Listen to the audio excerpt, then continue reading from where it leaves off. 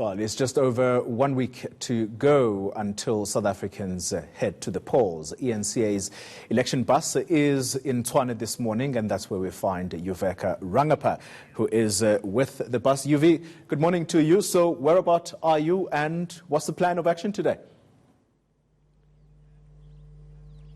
All right, well, Kolia, we finally made our way to Tshwane, and that's where we are this morning on the election bus, as you say. And we're just outside of Danville, and we're here at an informal settlement that's called Westport. Just talking to residents here, and we get a sense that this is a peaceful community. It is a forgotten community. It is a community where black and white are living in harmony, watching out for each other, because nobody else appears to be, just from what we've been told by residents here this morning. I have with me two ladies, and they are Jenny and Anne. Jenny and Anne, if you can come in and we'll have a chat, and we'll bring you their stories as to how they ended up here and what life is like in what seems to be forgotten Westport. Good morning, ladies. We'll start with you, Jenny. Just a very quick idea. You've been living here for 10 years. Tell us about your family and how you ended up here. Well, I have 3 kids. My oldest is at university, and my 2 younger is in school. The girl is 16 and the boy 11. And I ended up here 10 years ago through a friend. My ex-husband lost his job. And the house that we were renting was a house from a lady. She was she's selling houses. And then,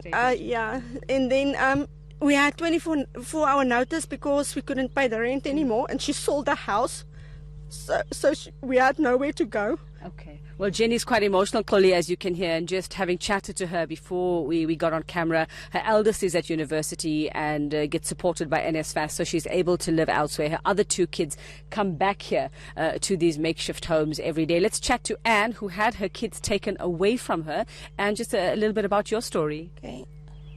When I came here in 2006, I came with my mother-in-law and my ex-husband.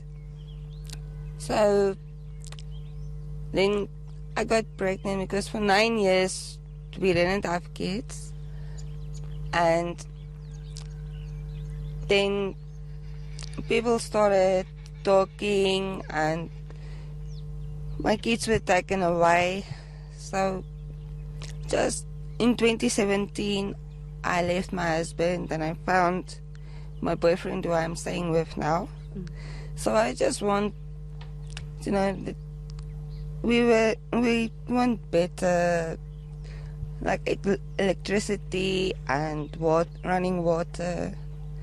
We want that, please. So you both aren't saying to me that you want other houses. Are you happy living here? Really? Yes, we only want the land, because if you rent or if you get a RDP, it costs money. The government expects you to pay that small little house. Where will my kids live? In that small little house. Have political parties come through? I mean, we're just a week away, just about a week away from elections. Have you seen any political parties around? Have any members come to you? No. Leaders here? Yeah. No election parties came here. So nobody has come to even, try and get you to vote for them, Jenny. Just tell us what's been your experience. I mean, we were chatting to another resident, Ike, and we'll have a chat with him later, saying that everybody lives here harmoniously, and you take care of each other because nobody else will. Yeah, this is safe. This is really, really safe. If there's a problem, we sort it out in our community. We go to the leaders here, and we tell them about it, and they take it up. We don't go outside, because outside they just want a piece of the pie. They just want money. If they see you, they promise you're going to get houses. What is the cost of that house? What is that house going to cost you at the end of the day? Okay, so you just want electricity and water. You won't be voting next Wednesday? No, I won't be voting. None of your family, your husband, your mother, nobody? Nobody. And you, Anne? No one. You won't be voting? Yes, we won't. Okay. And if you had to see a politician here, if you had to see somebody, say for example from the DA, which runs Tshwane, what would you say, Jenny? I really don't know, because all of them are lying. They're all lying. They promise everybody everything, and then at the end of the day, they don't deliver anything.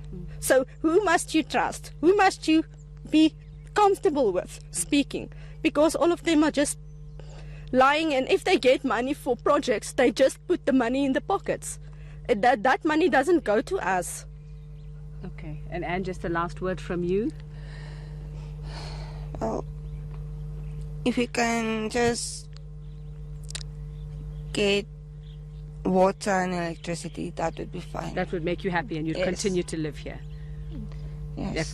You would be fine with Yeah. that. Okay. We will. So, Chloe, those are the stories of Jenny and Anne, just two women who live here in Westport, as you've gathered, and like the community has told us, seems to be forgotten. There hasn't even been anybody come here to campaign for them. As you can see, it is bush. There are tin shacks, there are tents, there are canopies, no running water, just water that you actually get out of the tanks that are filled every day, but dirty water, according to the residents. No electricity as well. Their children come and go to school from here. So it's a community that looks after itself. As we've heard, as you've heard as well, going around the country, many communities saying we've got to do it for ourselves because nobody else will. Very sad stories coming through from the eNCA election bus, Yuveka Rangapa. Thank you very much for that update, the eNCA election bus in Tshwane this morning. Let's turn our attention to this now, and perhaps it's related to what Yuveka has just had a conversation about with those potential voters who've made it clear they're not voting. Well,